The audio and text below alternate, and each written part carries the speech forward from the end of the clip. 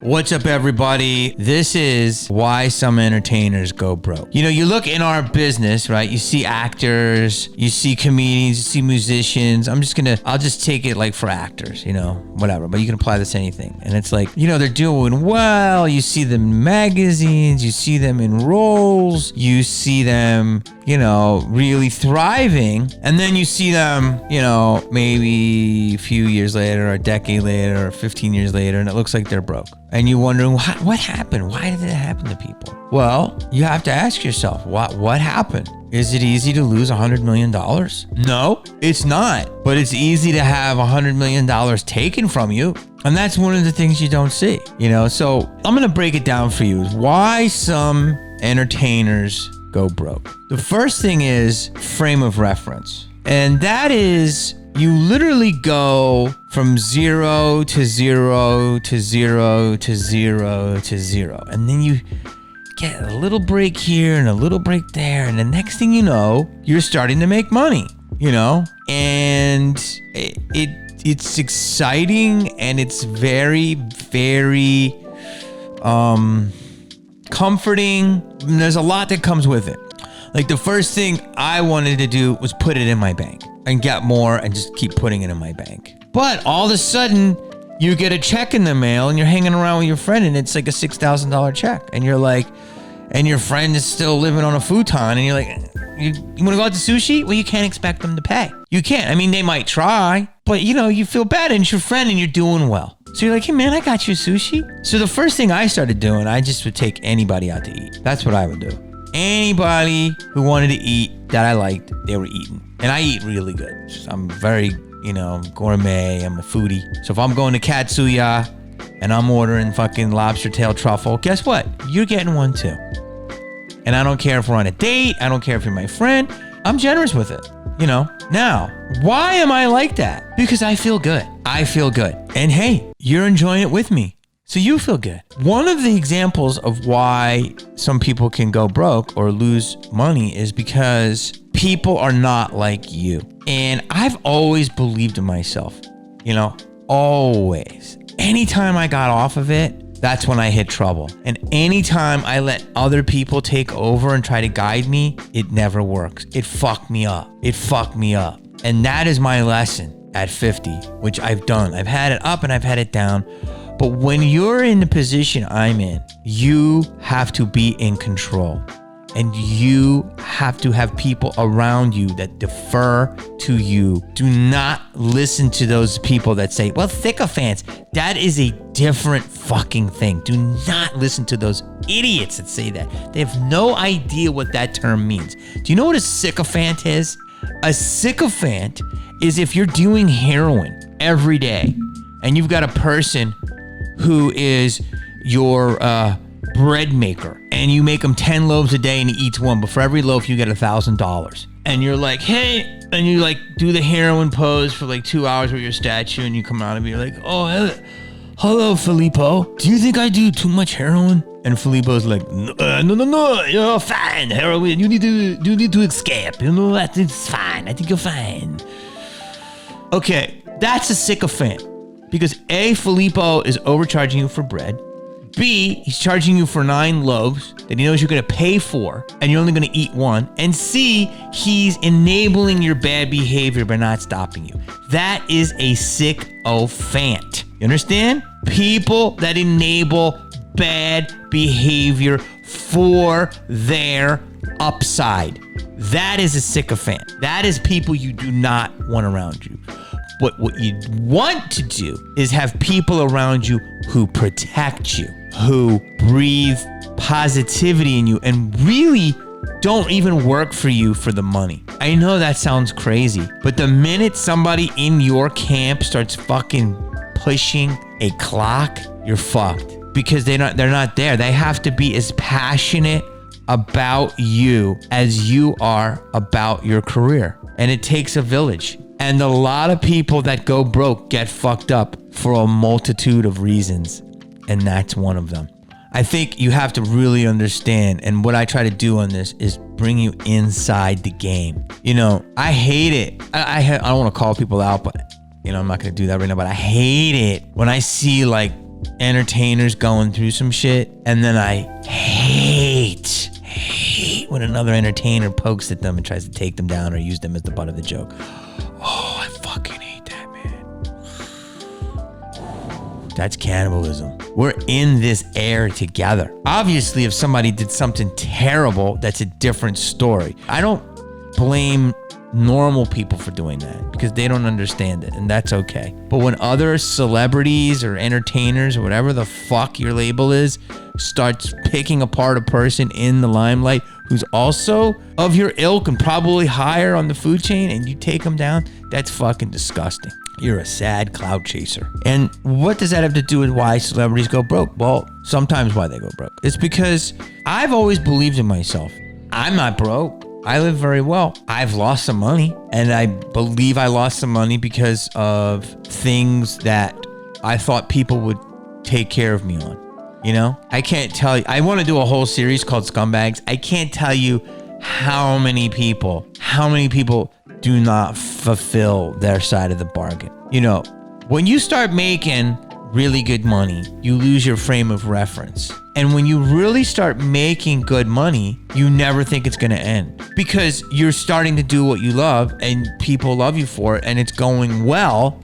So you're like, okay, well, I'm in the game. It's always going to be there. And the problem is that it's not. You have to have a lot of people that have the same interest aligned. First of all, if I make $100,000, right?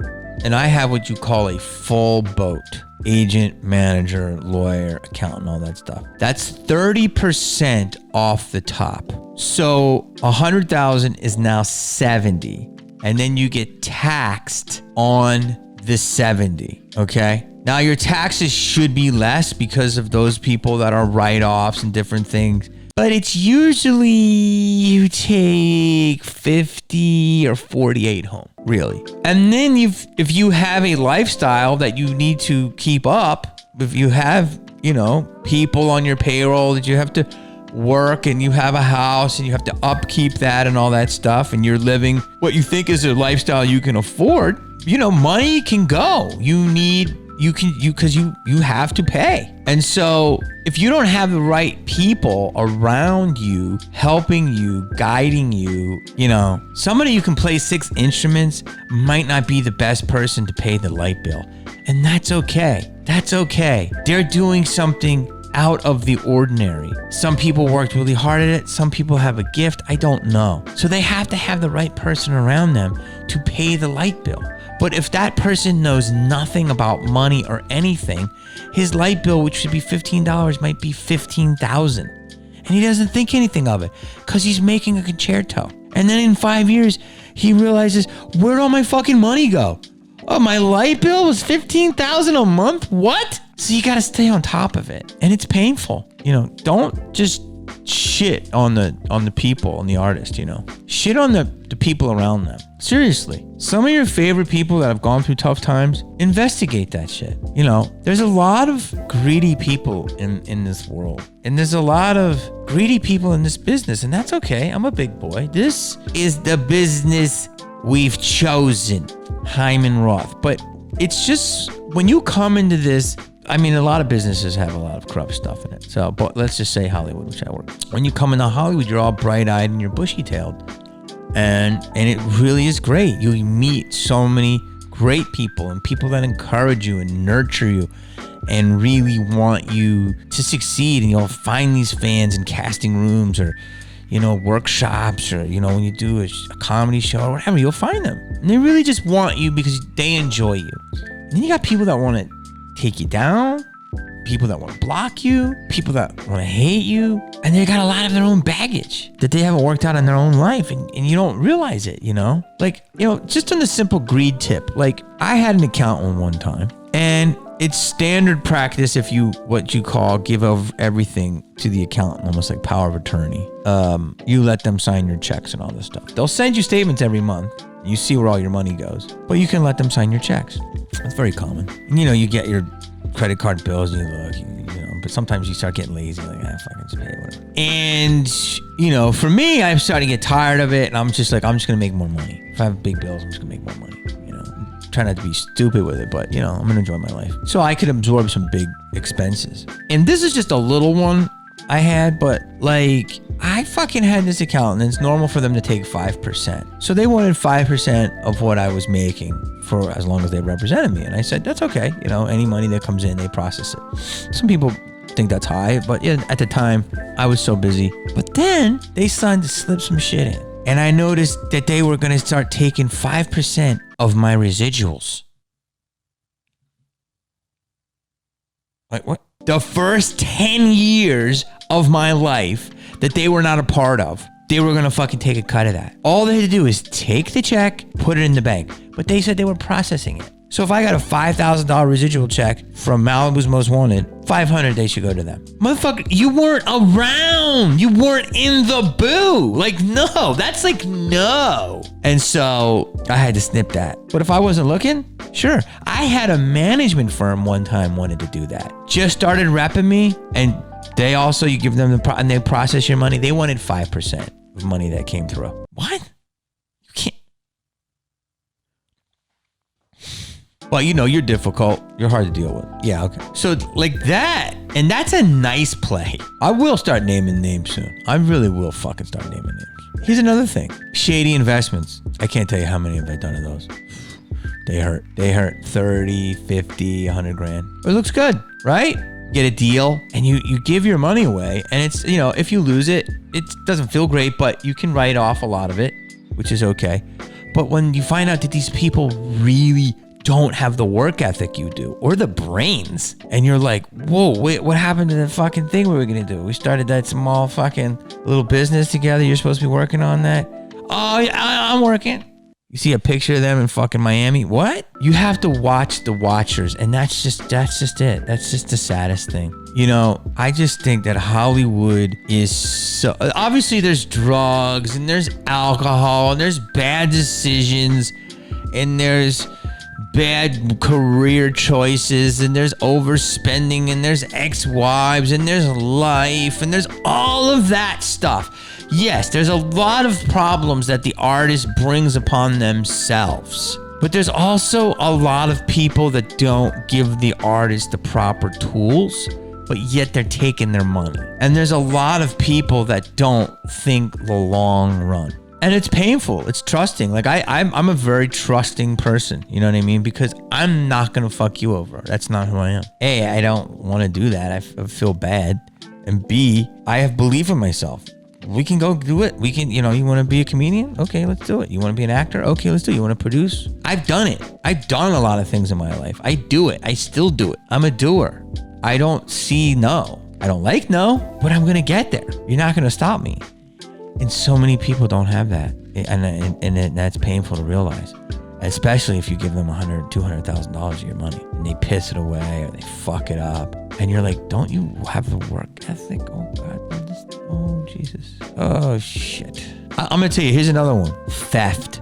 Just straight up theft. I work with somebody. I don't work with them anymore. And they've stolen from me. I've caught them a few times. Tens of thousands of dollars. Literally stolen it. I caught it. And on like weird expenditures, weird titles of a check or what is that check? What is it? No. Oh, that's the commission for the, what? Then you confront them.